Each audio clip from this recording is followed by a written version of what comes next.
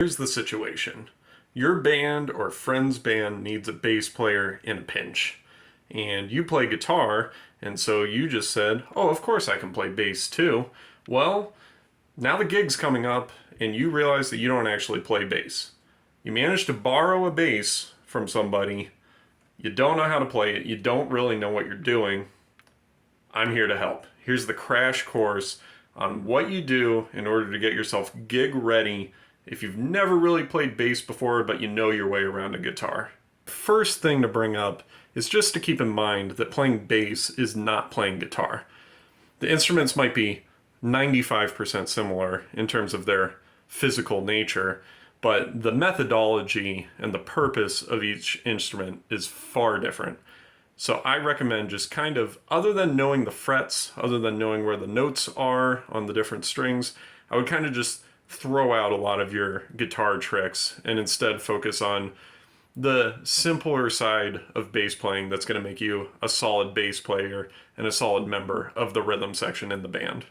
All right, so let's talk about amps real quick. This is a little Hartke practice amp, but it'll, at least get the job done for what I'm showing here.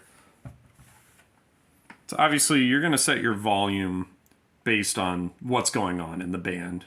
If it's heavier music, the volume's going to come up a lot. And honestly, in heavier music, in my opinion, it's really hard for the bass to be too loud most of the time. Now over here, when we get to our EQ knobs, my personal recommendation, obviously this is going to depend on the style of music that you're playing, but it's really hard to have too much bass. And obviously you can EQ this as you're rehearsing, as you're playing with the band. But I'm going to start with the bass really cranked here. Your job is to be the bass, the lower end of the frequency spectrum in the band. The only other thing that's really getting into that spectrum is going to be the kick drum. So you really have to hold it down there. Now, if you're playing in a group that has keyboard, it has guitar, especially if it has two guitars in it, I'm actually going to cut these mids. And I cut my mids quite a bit when I play bass. I don't like interfering with what the guitar is doing. I don't like making a crazy mess out of the mids. I like to kind of stay out of that frequency range. And then the treble, this is something that I didn't know for a while, but I'll actually crank the treble as well, and here's why.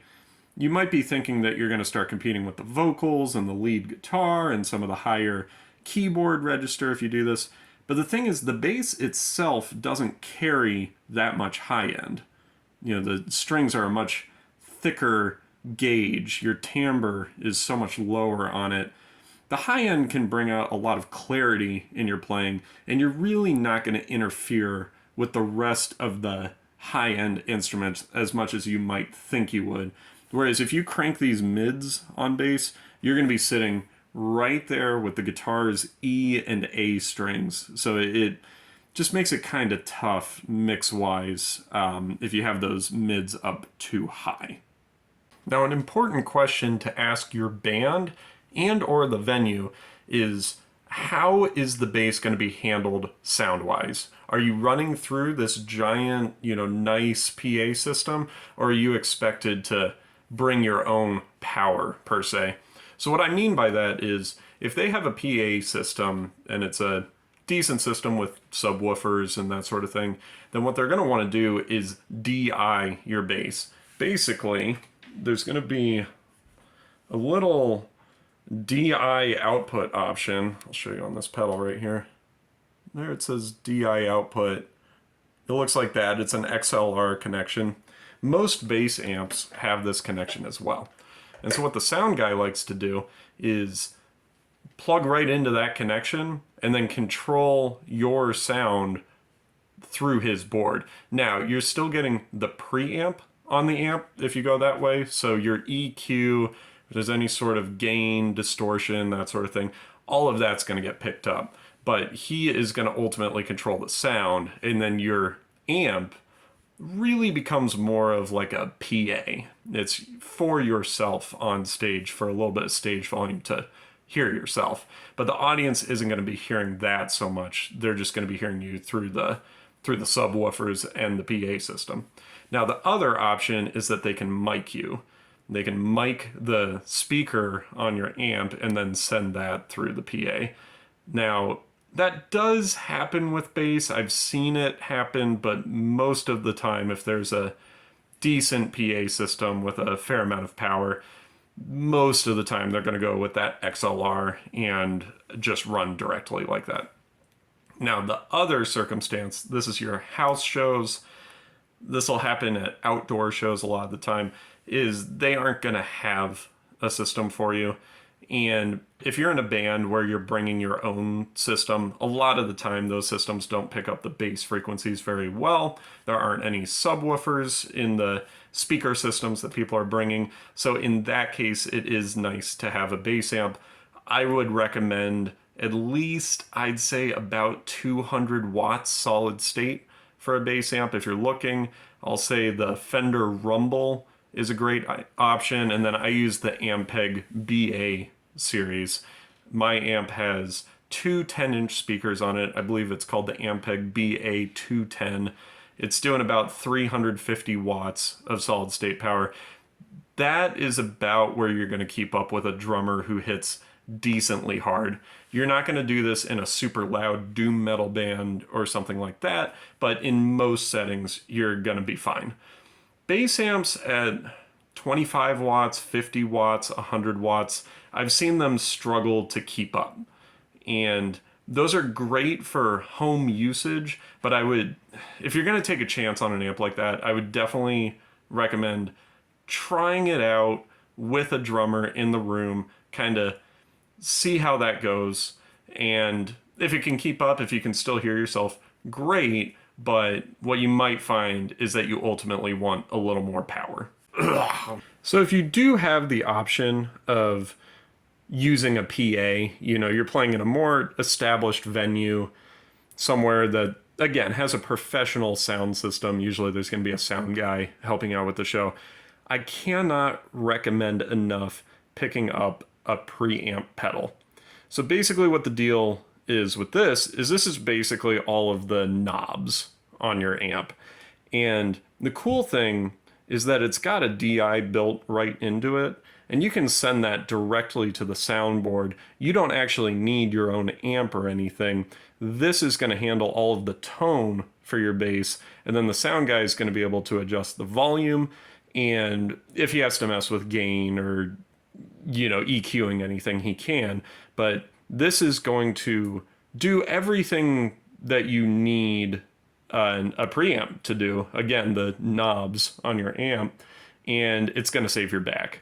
Bass amps can weigh, I mean, I think my Ampeg weighs 80 pounds. And so lugging that up a flight of stairs and out of the trunk of your car and everything, it's a lot. So I definitely recommend looking at these. You can usually find a preamp pedal for between $100 and $200. And again, it just saves you so much. So we should probably talk about the actual bass playing, you know, the most important part of the process.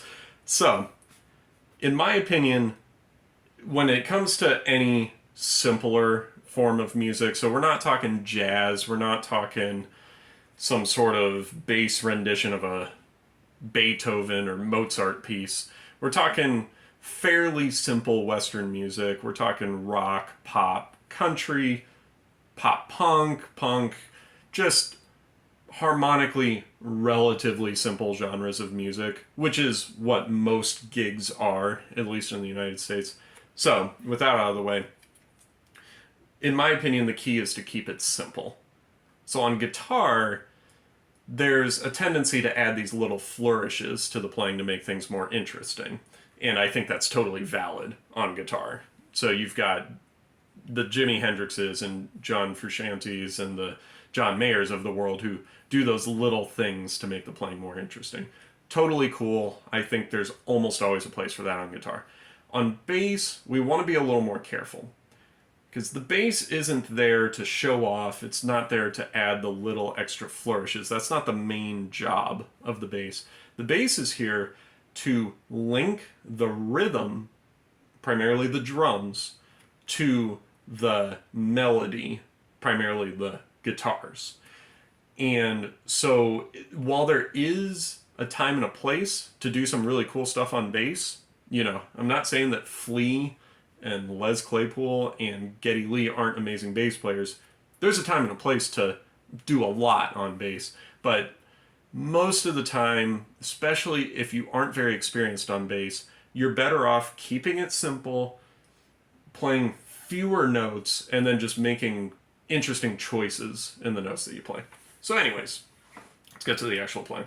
Let's say that one of the songs we're doing is in A minor. And this is a 5-string bass, just to so no one's freaking out here. So I'm going to ignore this low B string a lot of the time. So the song's in A minor. So you play guitar. Hopefully you at least know like the pentatonic scale, or at the very least you've got the notes memorized along the E string, you know, your lowest string on the guitar. So it's in A minor, you're going to the 5th fret. So the cool thing is, if you know the pentatonic scale or you know some box shapes, all of the notes that you need are gonna be in those shapes. Now, something that you can do on bass that's totally acceptable as well is you can just stick to your lower strings. There's nothing wrong with that. It's just there's a lot more movement to it. It can be a little tougher for a newer bass player to, you know, get around all that sliding all over the place. So if we know our box shape, and really all you need in order to know the box shape for bass is you just need to know your 1st, your 5th, and then your 8, the root note up an octave. And that's a power chord. It's no different than if you're jamming along to Iron Maiden or whatever, you know. I think every guitarist knows power chords. So the pentatonic scale, the good news is that you've already got 3 of the notes right there in your power chord. Now if you need the other notes, go to your lowest note, the root note. If you go up 3 frets, that's the 3rd. So that's the one that determines whether we're major or minor, you know, whether we're happy or sad. And then you can basically just bar this finger if you want to, because then there's your 4. It's going to be 1 string down, you know, from your root note. So 1, 3, 4, 5, just up 2 frets, a whole step. And then again, so 1, 3, 4, 5, 7, root note again, or the 8. So, kind of a fun little bass player trick that I like to do to make things sound more interesting is I'll keep things relatively simple for a lot of the song, but I'll just add the octave in there. So, you know, whatever groove it is.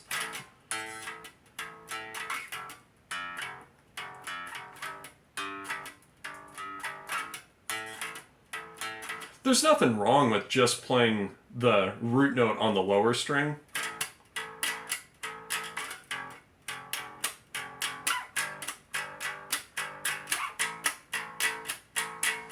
That's totally fine. And if you're filling in and you're not super comfortable branching out too far, that's going to get you through the gig. Unless you're playing Red Hot Chili Peppers songs, that's going to get you through the gig. But sometimes it can add a little flourish to...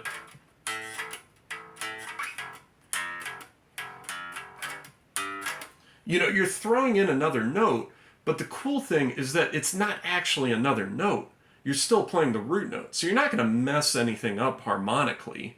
You're just going to add a little extra spice in there. And again, this is where we're talking about, we're keeping it simple. We're not adding a bunch of other stuff in here.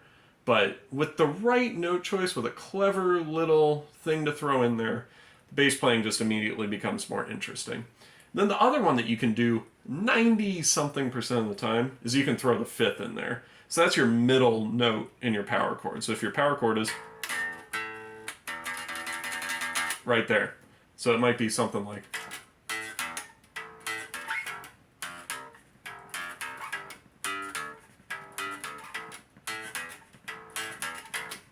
So you can hear how it adds a little something, but you're not getting too crazy. You're not doing anything that's going to mess with the guitars at all.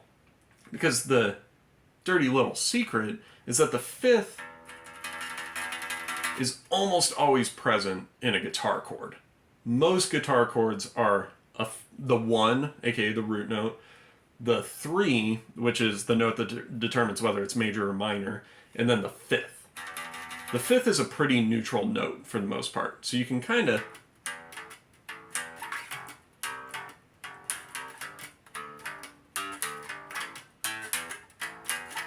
throw it in, and it's not going to make things too crazy for the band as a whole. And so as long as you know the chords in the song, you can basically just hit the root note and then take advantage of your 5th and then your octave up of the root note. You don't need a whole lot more than that. If you continue playing bass, if you continue playing in band settings, you'll learn how to throw in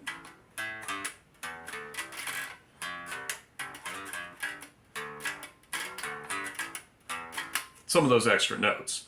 Totally cool, and there's a time and a place for that. But again, we're starting simply, and then we can build on that instead of, it's no good hearing it.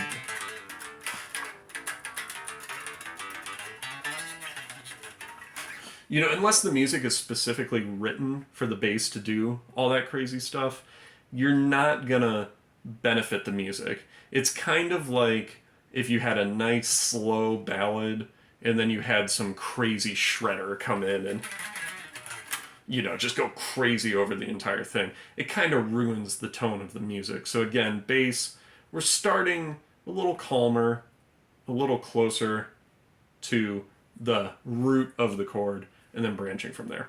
Now, in terms of rhythm, because again, we're linking the melody to the rhythm section, what we're going to want to do is we're going to want to follow the kick and the snare of the drums. This is going to work almost all the time. Again, unless it's something way more nuanced, we can get away with doing this. So you're really just listening for... Or maybe it's...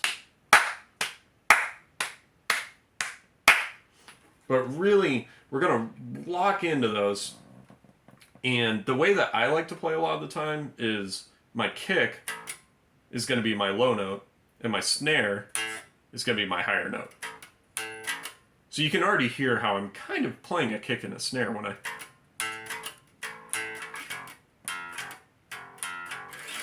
And if it's a straighter beat, I might play something more like...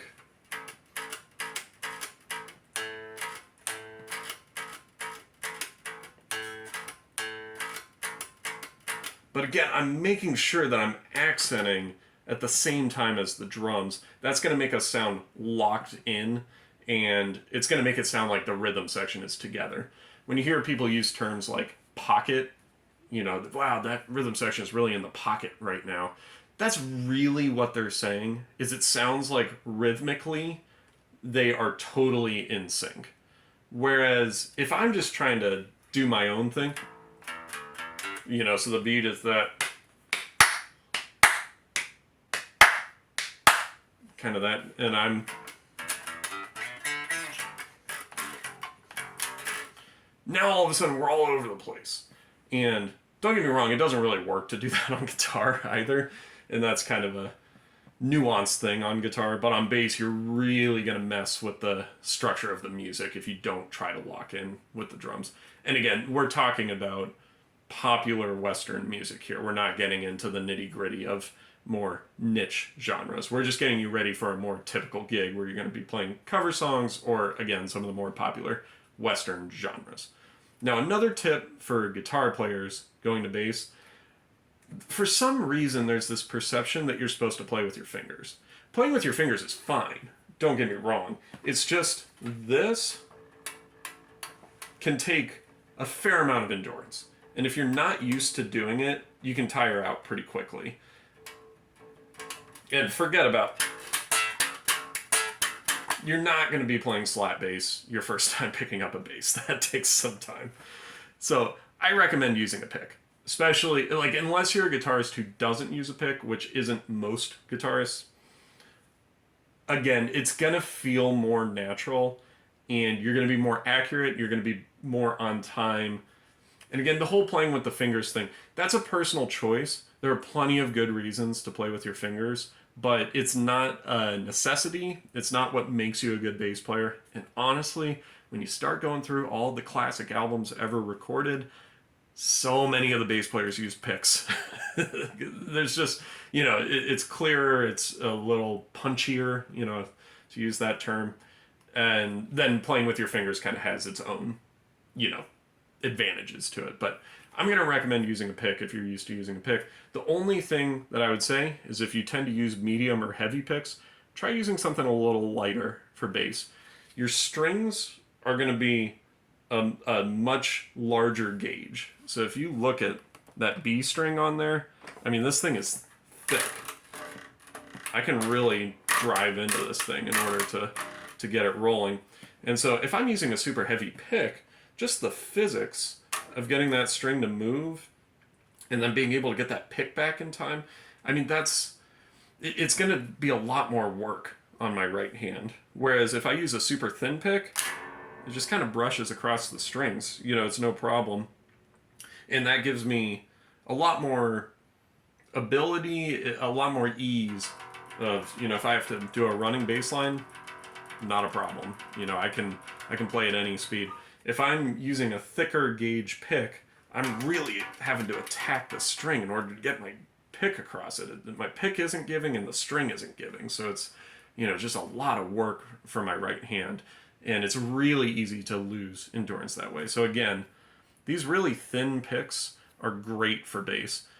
If you're not used to using thin picks, you're going to feel like you're breaking it every time you try to use it. But in my opinion, it just makes everything so much easier. I would practice with it, in front of the TV or whatever, kind of mindlessly just getting your hand used to having a thinner pick in there, feeling what that's like going across the strings. And I promise you do that for a couple of hours, you're going to get very used to it. And then it's going to feel so much better than trying to just jam the strings every time. Another cool little bass trick that I can show you right now that, in my opinion, it adds a lot to the playing without doing too much. We kind of talked about doing that octave thing. Well, here's another thing that you can do. Let's say we're on a G note here. So we hit our G. This is really good for like at the end of 4 measures or so, kind of when the drums are getting ready to do their fill to bring things back around. Simply sliding up 12 frets. It's the simplest thing in the world, but it sounds so cool. If you want to hear the coolest usage of this ever, listen to Paint It Black by the Rolling Stones and go to the very end of the song and the bass player's just sliding up and down, and it's like the coolest up and down effect. But it's something that people really do notice, sometimes subconsciously, but it really does make a difference if you can kind of throw one of those in there. One more suggestion for all the guitar players out there. I find that a lot of basses have active pickups. Not all, but a lot more than on guitar. And so I would check your bass to see if it has active pickups. If it does, it's going to have a battery in the back of it. And I'm going to highly, highly, highly recommend that you bring a battery, a spare, with you to any gigs. I would also check the enclosure on the battery. This one is a latch, but a lot of them are screwed in. And so you might want to bring a small screwdriver as well. If that battery goes out, then you're not going to send any power to the amp or to the PA. And so having a spare and being able to access it, it's a really quick switch out, and it's going to save you from essentially being completely muted for the rest of the show. So why do I consider myself an expert on this subject? Well, it's because it's what I've been doing for the last few years. I have been a guitarist for almost 2 decades now, but I learned that a lot of the time there's more need for a bass player in a band, or let's say in a church setting, or just any kind of musical setting. People are always looking for bass players. Oftentimes they aren't really looking for too many guitarists. And so I saw an opportunity there, and I said, well, what if I bought a bass and a, reasonably affordable amp, and I started filling in some of those roles. I could get more gigs that way. And what I learned is that that's absolutely true. But what's also true is that your skills on guitar don't transfer over to bass the way that you might think they do. And there can be some hubris involved where you think that it's going to be really easy, and then you realize you don't actually know what you're doing. And I realized that I really could have used a crash course when I was first getting into this position of sort of filling in for people on bass and that sort of thing. It's really not too difficult, but again, the mental part of it is a lot harder than just the physical showing up with a bass and an amp and thinking that you're going to absolutely rock the world. And so I hope that this is helpful to everyone to see a real world application, some real world advice. It's not going to turn you into some amazing god of a bass player. You're not going to sound like John Paul Jones after watching this, but you can at least do a gig and you can at least sound like a bass player, and you will aid the music rather than hurting it. I spent a lot of time hurting the music because I just didn't know what I was doing. So anyways, I hope you found this helpful. If you did, leave a like and a comment, and definitely share your own tips on how you think it's most helpful for guitarists to transition to bass. But anyways, I'll see you in another video.